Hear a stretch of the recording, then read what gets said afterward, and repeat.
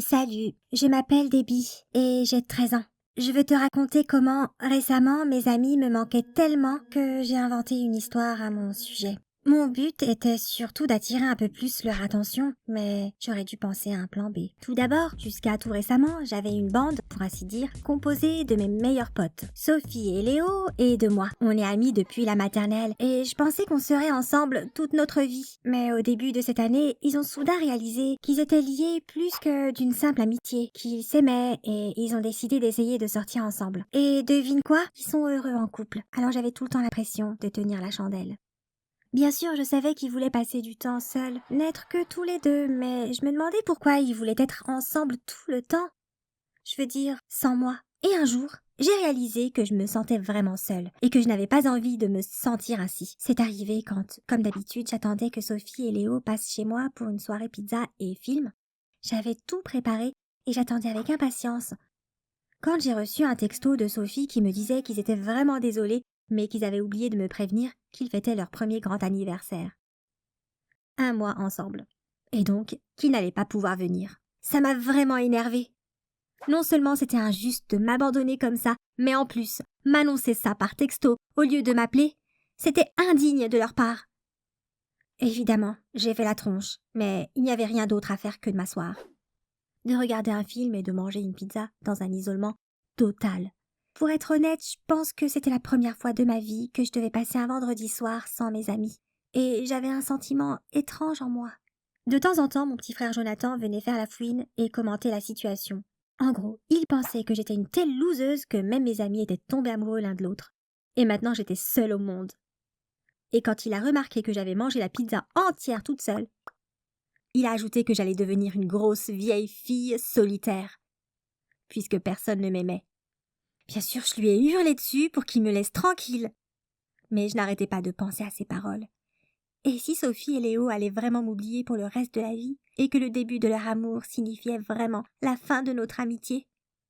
Je me suis remise à regarder le film et l'un des personnages principaux venait d'apprendre que l'amour de sa vie allait mourir d'un cancer et il lui accordait toute l'attention du monde. Et ça a instantanément fait tilt. Et s'il ne me restait que quelques mois à vivre, mes amis m'ignoreraient-ils encore? Je n'arrêtais pas d'y penser encore et encore. Et le matin, j'avais déjà trouvé un plan parfait qui allait donner envie à Sophie et Léo de traîner de nouveau avec moi.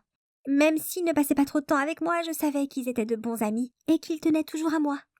Nous avions décidé de nous retrouver au centre commercial. Quand je les ai vus, Léo, comme toujours, regardait Sophie comme si elle était la plus belle créature de la planète. Ils ne m'ont même pas remarqué quand je suis arrivée, ce qui m'a rassurée sur le fait que mon plan était absolument une bonne idée. Et puis je leur ai dit que j'avais quelque chose de vraiment sérieux à leur dire. Je leur ai annoncé que je souffrais d'un cancer du foie depuis un certain temps et que je voulais tout leur raconter depuis longtemps, mais qu'ils avaient commencé à sortir ensemble et je ne voulais pas gâcher cette magie pour eux. Oh là là, j'aurais dû être là pour voir leur visage. Léo avait l'air vraiment dévasté et Sophie était sur le point de pleurer et je triomphais intérieurement, même si j'essayais désespérément de garder mon visage dramatique. Pendant une seconde, j'ai imaginé que je souffrais d'une maladie grave pour de vrai et que j'allais mourir bientôt. Et je me suis tellement attristée sur mon propre sort que je me suis mise à verser quelques larmes. Franchement, je pense que je devrais envisager une carrière de cinéma ou quelque chose comme ça. Puis, ils ont commencé à poser différentes questions sur mon état de santé, sur le traitement que je suivais et sur le pronostic médical. Tu peux être sûr que je m'étais sérieusement préparée pour ce petit mensonge. J'avais lu tout un tas de trucs sur des forums sur internet et j'avais même réussi à apprendre le nom de certains médicaments et les effets secondaires possibles. Alors j'étais franchement super crédible. Finalement, quand on était sur le point de rentrer à la maison, je leur ai fait promettre de ne parler de ma maladie à personne. Je leur ai même fait jurer qu'ils feraient semblant de ne rien savoir, surtout devant mes parents, pour, tu sais,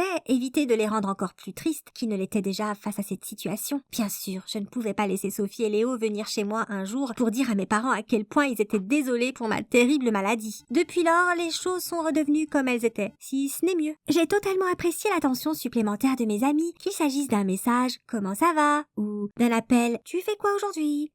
Sophie, étant un peu plus intelligente que moi, faisait mes devoirs de temps en temps et je n'avais même pas besoin de lui demander, elle le faisait de son plein gré. Et Léo apportait plein de choses délicieuses à manger pour nous faire plaisir. Les choses allaient très bien jusqu'à ce que mon abruti de frère décide de me faire une farce et de tout gâcher, comme d'habitude.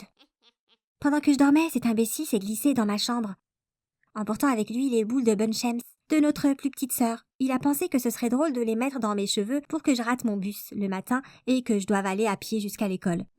Eh bien, le matin, quand je me suis rendu compte que je n'arrivais pas à enlever ces stupides petites choses de mes cheveux, j'ai décidé de sortir les ciseaux et j'ai littéralement coupé au carré pour pouvoir m'en débarrasser. Oh, je ne pense pas avoir jamais été aussi en colère contre quelqu'un dans ma vie. Essaye de deviner ce qui s'est passé ensuite. Quand je suis arrivée à l'école avec une toute nouvelle coupe de cheveux, ouais, compte tenu de ma maladie, Sophie et Léo ont immédiatement pensé que je m'étais coupé les cheveux parce que je commençais à les perdre après la chimio, et je n'étais pas encore prête à leur avouer la vérité. Puis quelqu'un a décidé de se moquer de moi à cause de cette coupe de cheveux, et Sophie s'est précipitée avec dévotion pour me défendre en disant que si seulement ils savaient que je me battais contre le cancer. C'est à ce moment-là que j'ai senti que j'étais le centre du monde pour la première fois de ma vie. C'était comme un anniversaire qui durait des semaines et des semaines. Pendant ce temps, j'ai vraiment adoré l'attention de mes camarades de classe et de mes professeurs. Tout le monde me demandait comment j'allais, et les professeurs m'ont permis de sécher des cours quand je le voulais, ou plutôt quand je ne pouvais pas faire mes devoirs et que je devais aller à l'hôpital. Mais un jour, j'ai découvert que Madame Charity, ma prof de maths, avait déjà eu un cancer et avait réussi à le vaincre. Elle a alors décidé de me soutenir, moi et ma famille, ce qui a ruiné ma vie. C'était un vendredi soir quand elle s'est présentée sur le pas de notre porte. Imagine à quel point mes parents ont été surpris lorsqu'elle a dit qu'elle tenait à nous parler de son expérience et nous rassurer sur le fait que j'allais y arriver et que je pourrais vivre ma vie à fond et tout ce blablabla. Je ne savais littéralement pas où me mettre quand cette conversation se déroulait. Et quand j'ai vu la confusion totale sur le visage de mes parents, je suis devenue rouge tomate, prête à mourir de honte. C'est à ce moment que la vérité est sortie. Par la suite, j'ai eu la discussion la plus sérieuse avec mes parents et la punition la plus sévère pour avoir raconté tous ces mensonges. Ils m'ont confisqué mon portable pendant le mois entier, m'ont supprimé l'accès à Internet et en plus, ils m'ont fait nettoyer chaque pièce de la maison, y compris la chambre de Jonathan.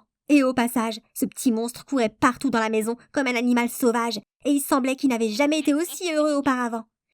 Il mettait le bazar dans sa chambre 2 fois par jour. Il jetait non seulement ses affaires partout, mais s'amusait aussi à cacher des restes de nourriture ici et là, afin que sous quelques jours l'odeur soit nauséabonde.